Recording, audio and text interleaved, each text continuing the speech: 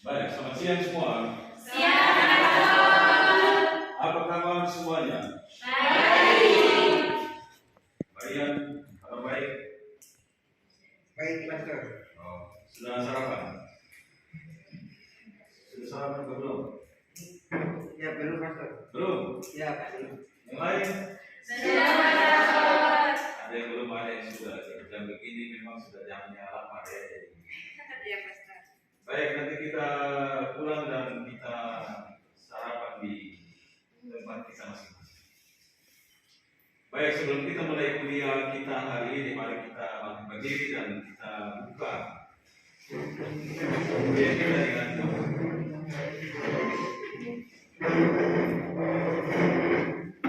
Marilah kita di nama Bapa dan di Putra dan di Roh Kudus. Amin. Baik, jadi kuliah kita hari ini adalah kuliah pemilih 3, pertemuan yang ke-12, dan hari ini kita akan membahas tentang langkah-langkah mempersiapkan khotbah dan juga bagaimana kita mendapatkan ide-ide dalam berkhotbah. Masih ingat semua tentang materi minggu lalu? Masih, Pastor. Ya, tentang pengertian dari berkhotbah ya, khotbah dan homili. Ada yang bisa jawab apa itu khotbah? Saya Pastor. Silakan. Menurut saya, khotbah adalah salah satu cara komunikasi untuk menyampaikan pesan yang terdapat di dalam kitab suci. Yang lain? Pastor. Silakan. Khotbah merupakan doatan kabar gembira tentang Yesus Kristus berdasarkan kitab suci. Tujuan yang mau dicapai lewat kuliah kita hari ini yakni mahasiswa mampu mengenali langkah-langkah mempersiapkan khotbah serta mengaplikasikannya dalam praktik. Jadi menurut teori homiletika, persiapan khotbah itu terdiri atas 2 tahap. Yang pertama persiapan jangka panjang dan yang kedua persiapan jangka pendek. Persiapan jangka panjang yang dimaksudkan yakni kalau kita nanti berkhotbah pada hari Minggu, maka khotbahnya sudah mulai disiapkan sejak hari Senin, Selasa, Rabu, Kamis, Jumat, Sabtu dan Minggunya membawakan khotbah. Apa yang dilakukan selama sepekan dalam mempersiapkan khotbah? Yakni pengkhotbahnya harus membaca teks kitab suci, lalu kemudian merenungkannya, mengumpulkan bahan-bahan bacaan yang berkenaan dengan tema, atau untuk memperdalam pemahaman pengkhotbah sendiri tentang tema yang mau dikembangkan berdasarkan kitab suci yang telah dibaca. Selain mengamati kitab suci dan mengumpulkan bahan, pengkhotbahnya juga harus mengamati situasi kehidupan umat atau jemaat dan juga kehidupan masyarakat yang ada di sekitar. Persiapan jangka pendek yang dibuat yakni pengkhotbah menulis sebuah khotbah yang siap saji. Kiranya menulis itu sebaiknya dibuat pada hari Jumat sebelum hari Minggu berkhotbah. Kita masuk dalam tahap-tahap persiapan khotbah. Apa yang harus dibuat dalam tahap-tahap persiapan khotbah? Yang pertama, yang tahap mengumpulkan bahan. Khotbah mengumpulkan bahan dari membaca teks kitab suci, apa pesan teks kitab suci itu bagi diri pengkhotbah sendiri, apakah sang pengkhotbah sendiri tersentuh dengan teks yang dibaca, lalu kemudian apakah muncul ide-ide atau pemikiran-pemikiran atau gagasan-gagasan tertentu dalam pikiran dari para sang pengkhotbah ketika dia membaca teks kitab suci tersebut.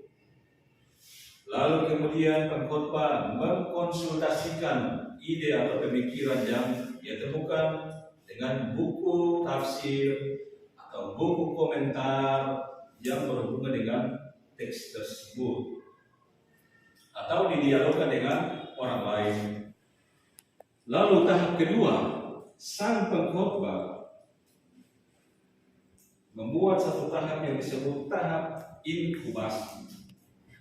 Langkah ketiga, tahap iluminasi. Tahap keempat yakni menyusun khotbah. Khotbah ditulis dalam struktur yang jelas. Ada pembukaannya, ada isinya, dan juga ada bagian penutupnya. Lalu pada tahap kelima, tahap evaluasi khotbah.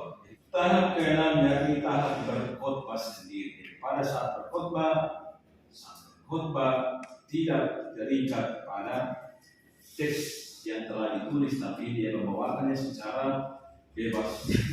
Kita akan masuk pada bagian yang berikut, yakni bagaimana caranya kita mendapatkan ide berkhotbah.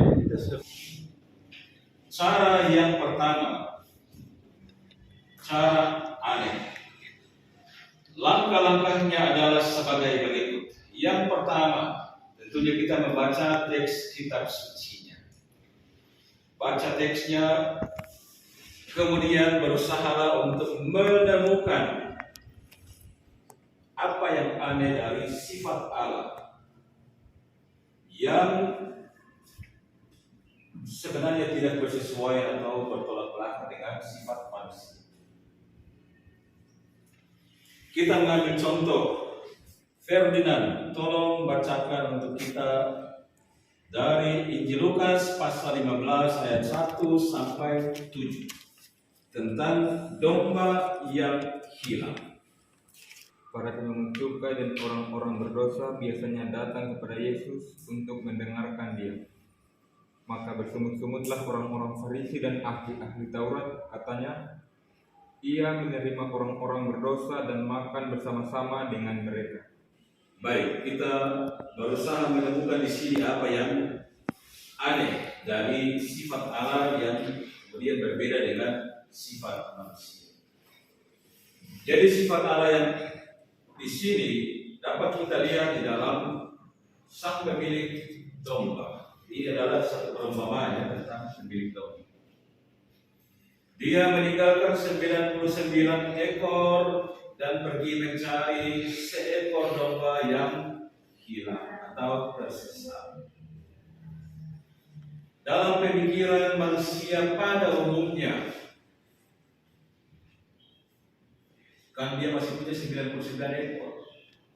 Untuk apa harus bersusah payah mencari seekor yang lain? Membuang waktu yang banyak untuk pergi mencari entah di mana, entah semak belukar, di gunung atau di lembah. Apalagi kalau yang seekor itu sudah kurus-kurusan, kurang makan, dan penyakitan. Kalau berpikir secara ekonomis lebih baik tetap menjaga 99 ekor ini daripada mencari yang seekor yang hilang secara manusia. Tetapi berbeda dengan Allah sendiri. Cara berpikir Allah dalam hubungan dengan keselamatan yakni keutuhan. Allah sendiri semakin besar cintanya kepada manusia sehingga Dia tidak rela kehilangan satu orang pun. Karena itu, bagaikan sang pemilik domba itu, dia rela meninggalkan yang lain itu untuk pergi mencari sampai menemukan yang hilang dan membawa kembali dalam persekutuan bersama dengan domba-domba yang lain. Ini adalah satu ide bagi kita juga untuk berkhotbah. Ini adalah cara yang ada. Dia menemukan apa yang berbeda dari sifat Allah dengan apa yang menjadi sifat manusia, menjadi sumber dalam berkhotbah. Cara yang kedua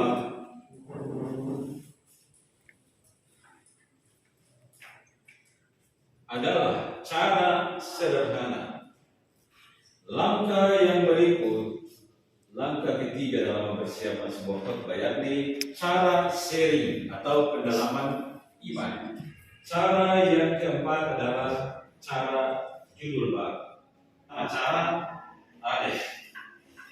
Kedua, cara sederhana. Ketiga, cara sharing atau pendalaman iman. Keempat adalah cara judul baru. Baca dan kemudian memberikan judul baru kepada teks yang kita baca. Ilmu-ilmu itu antara lain ilmu tafsir kitab suci. Yang berikut yakni public speaking. Di sini ada mata kuliah kan? Ada. Randi yang bawa mata kuliah itu sangat membantu Anda untuk bagaimana menyampaikan ide gagasan di hadapan publik. Juga ada ilmu retorika yang bagaimana mempersuasi orang lain untuk mengikuti apa yang kita sementara bicarakan, memancing orang untuk memberikan perhatiannya kepada kita dan seterusnya. Juga ilmu sosiologi dan antropologi sangat membantu kita ya, para pengkhotbah untuk mengenal kelompok-kelompok orang dari suku, bangsa, latar belakang mana saja yang kita hadapi dalam mempersiapkan khotbah. Juga punya hubungan dengan mata kuliah liturgi, bagian dari pengabdian kepada masyarakat, khusus untuk workshop penyusunan khotbah dan praktek berkhotbah sebagai penunjang keterampilan bagi para calon katekis di Eskepak Santo Yohanes Penginjil. Pertanyaan berikut. Apa yang membedakan antara pemilih dan khotbah? Baik, kita akan memberikan jawaban singkat ya sebelum pulang. Pertanyaan pertama apa tadi? Bagaimana cara mengevaluasi sebuah khotbah? Bagaimana cara mengevaluasi sebuah khotbah? Sebuah khotbah dievaluasi berdasarkan pertama strukturnya. Apakah yang dibicarakan pada bagian pembukaan? Apakah bagian isi dia mengulas secara bagus tentang teks kitab sucinya? Apakah dia mengulas secara bagus tentang situasi masyarakat, problem-problem yang dihadapi oleh umat atau tidak? Lalu kemudian yang bisa melihat di situ apakah pada bagian aplikasinya masing-masing harus membuat satu khotbah. Nah, sebagai aplikasi dari kuliah kita hari ini, maka alokasi waktu untuk tugas ini adalah 1 pekan atau 1 minggu ke depannya. Kamu harus mengerjakan tugas ini. Nah, untuk mengerjakannya, kamu harus membuat satu jadwal. Hari Senin buat apa? Hari Selasa buat apa? Rabu, Kamis sampai Jumat buat apa? Jadi ingat kembali langkah-langkah tadi, persiapan jangka panjang dan persiapan jangka pendek. Pada hari apa khotbahnya ditulis dan pada hari apa membuat survei atas teks kitab suci, survei atas kehidupan jemaat. Dibuat dulu dalam sebuah jadwal. Lalu kemudian kami akan memonitor kemajuan proyek Anda ya. Ini dinamakan sistem belajar cara pembelajaran, project based learning. Kita membuat sebuah proyek yakni mempersiapkan sebuah khotbah. Monitor yang dibuat di sini yakni ketika Anda membuat wawancara, contohnya ya dengan ketua pemimpin jemaat atau tokoh masyarakat, difotolah, di selfie atau minta orang fotokan, kirim kepada kami lewat WhatsApp. Benar kamu sudah berjumpa dengan pemimpin atau tokoh umat dan membuat wawancara. Kami akan memonitor perkembangan proyek Anda. Ketika Anda berlatih berkhotbah misalnya pada hari Sabtu, buatlah video rekamannya. Rekam kamu pada saat buat latihan dan kemudian diposting. Apakah semua punya TikTok? Punya. Semua punya YouTube? Punya.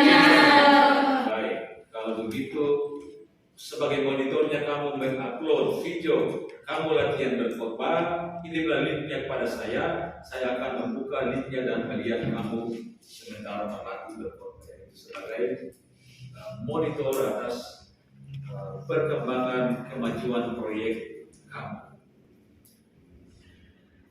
kemudian nanti minggu depan hasil khotbah yang Anda susun itu akan dipresentasikan di kelas. Lalu kemudian saya sebagai dosen dan juga teman-teman lain akan memberikan masukan, ya, akan memberikan evaluasi atas apa yang sudah kamu siapkan dan bawakan di depan. Nanti soft copy dari tugas ini saya akan kirimkan kepada Anda sekalian. Ya, pertemuan ke depan kita akan pakai untuk presentasi hasil khotbah yang kamu sudah siapkan itu di kelas. Masing-masing harus menyiapkannya dengan baik. Sebelum pulang, mari kita tutup kuliah kita hari ini dengan doa. Ya, Bapa dan Putra dan